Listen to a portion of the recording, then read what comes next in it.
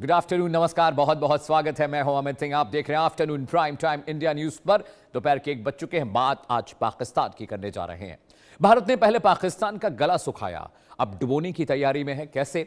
सिंधु जल संधि को लेकर भारत और पाकिस्तान के बीच तनाव अब और बढ़ गया है। बाढ़ की तैयारियों पर भी अब यह तनाव असर डालता दिखाई दे रहा है। पाकिस्तान के पंजाब प्रोविंस में प्रशासन ने हाई अलर्ट जारी किया है। रिपोर्ट्स बता रही हैं कि भारत की ओर से नदी प्रवाह संबंधी डेटा नहीं मिलने की वजह से पाकिस्तान को इस बार बाढ़ की आशंका का आकलन करने में चुनौतियों का सामना करना पड़ रहा है। ऐसे में मरियम नवाज सरकार ने सिंचाई विभाग, जिला प्रशासन और राहत एजेंसियों को विशेष तैयारी के निर्देश दिए हैं। वहां पर हालात बहुत खराब है। पाकिस्तानी अधिकारियों का कहना है कि सामान्य परिस्थितियों में नदी के जल स्तर और प्रवाह से जुड़ी सूचनाएं बाढ़ प्रबंधन यानी फ्लड मैनेजमेंट में महत्वपूर्ण भूमिका निभाती है। लेकिन मौजूदा हालात में प्रशासन को वैकल्पिक स्रोतों और स्थानीय आकलनों के आधार पर अपनी स्ट्रैटेजी बनानी पड़ रही है।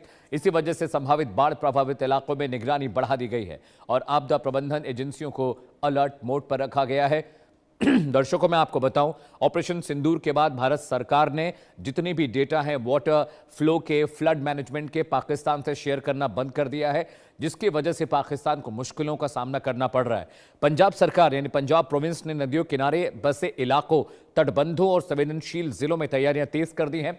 ड्रोन से निगरानी की जा रही है। रेस्क्यू ऑपरेशन की तैयारियां हैं। नावों और राहत संसाधनों की तैयारी पर भी जोर दिया जा रहा है। उधर पाकिस्तान का राष्ट्रीय आपदा प्रबंधन जो प्राधिकरण है यानी एनडीएमए भी लगातार मॉनसून की स्थिति को रिपोर्ट कर रहा है, डिटेल साझा कर रहा है। राजनीतिक स्तर पर यानी पॉलिटिकल लेवल पर भी इस मुद्दे को भारत के जरिए सिंधु जल संधि को स्थगित करने के फैसले से जोड़कर देखा जा रहा है।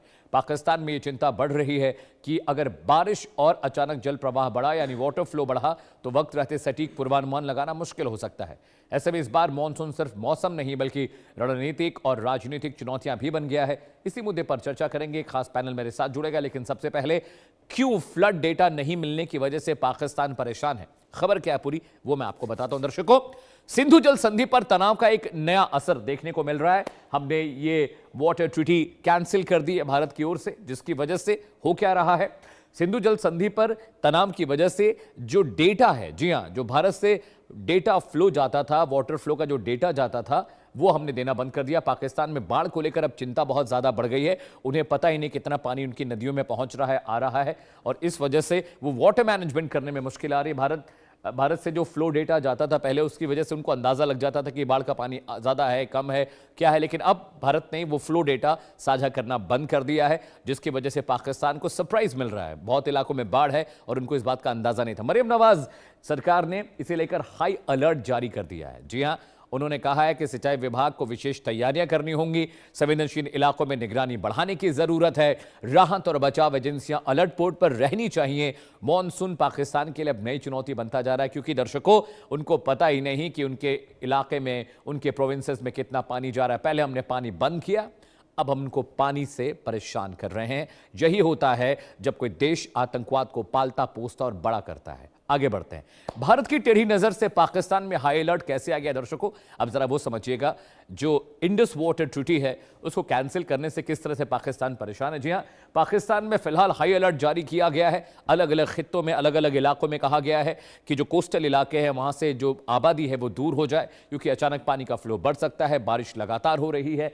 पंजाब सरकार ने हाई अलर्ट श्रेणी में तैयारी शुरू कर दी है। पंजाब यानी पाकिस्तान का पंजाब प्रोविंस जिसकी हम बात कर रहे हैं, वहां पर हाई अलर्ट मोड में रहने के लिए कह दिया गया है। भारत से जो नदियों का प्रवाह है उसका data, water flow data Pakistan से हम साझा नहीं कर रहे हैं, जिसकी वजह से उसको यह परेशानी हो रही है। जी हां, पाकिस्तान ये दावा कर रहा है कि हमें कोई जानकारी नहीं कि भारत की जानिब से कितना पानी पाकिस्तान की तरफ आ रहा है। एनडीएमए लगातार मॉनसून सिचुएशन को रिपोर्ट कर रहा है और लोगों से कह रहा है कि रिपोर्ट पढ़िए, उसको बार बार स्टडी करिए, और जितने भी प्रभावित लोग हैं उनसे कहा गया है कि एनडीएमए जो भी बात कह रहा है उसके हिसाब से डिप्लॉयमेंट करिए, उसके हिसाब से अपने आप को विस्थापित करते रहिए। बाढ़ संभावित क्षेत्रों की विशेष निगरानी ड्रोन के जरिए की जा रही है। रेस्क्यू संसाधनों की तैनाती भी बढ़ा दी गई है, क्योंकि उनको लगता है कि अगर अचानक पानी बढ़ा, अगर अचानक बाढ़ की सिचुएशन आती है तो कम से कम लोगों को रेस्क्यू करना इज वेरी क्रूशियल। जी हाँ, पंजाब जो प्रोविंस है वहां पर भी अग्रिम तैयारियां बहुत तेजी से कर दी गई हैं। केंद्र और प्रांतों में समन्वय पर जोर देने की बात कही गई है।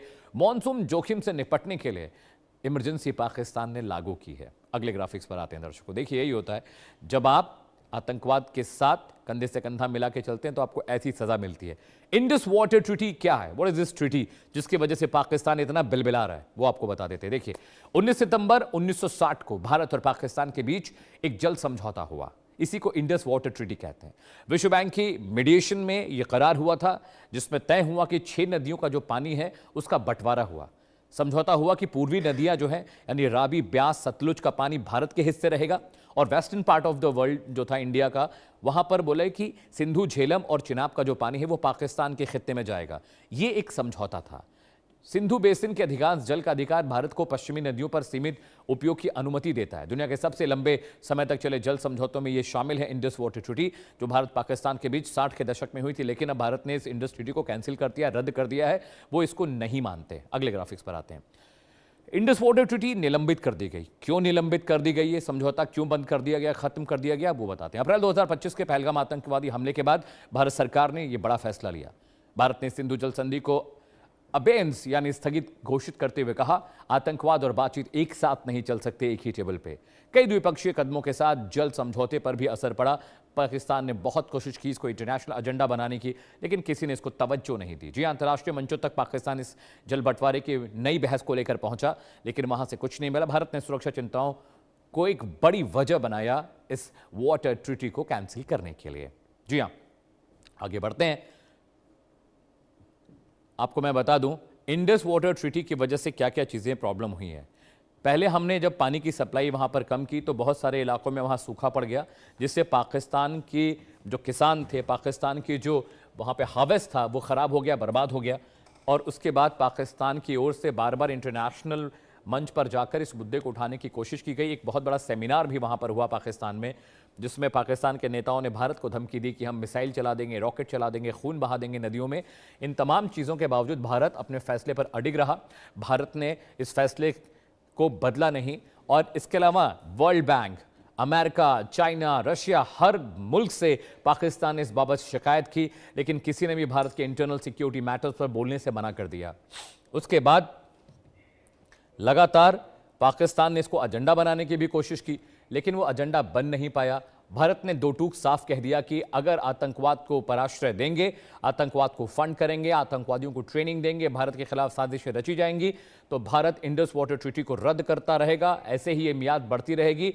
और ऑपरेशन सिंदूर पार्ट 1 अभी हुआ है। हम आगे भी अगर हालात अच्छे नहीं होते हैं तो भारत पाकिस्तान के साथ किसी भी तरह की बातचीत के लिए, करार के लिए तैयार नहीं होगा। हैदर हयात खान पाकिस्तानी जर्नलिस्ट हैं। He has joined us from Pakistan. बहुत बहुत स्वागत है हैदर साहब।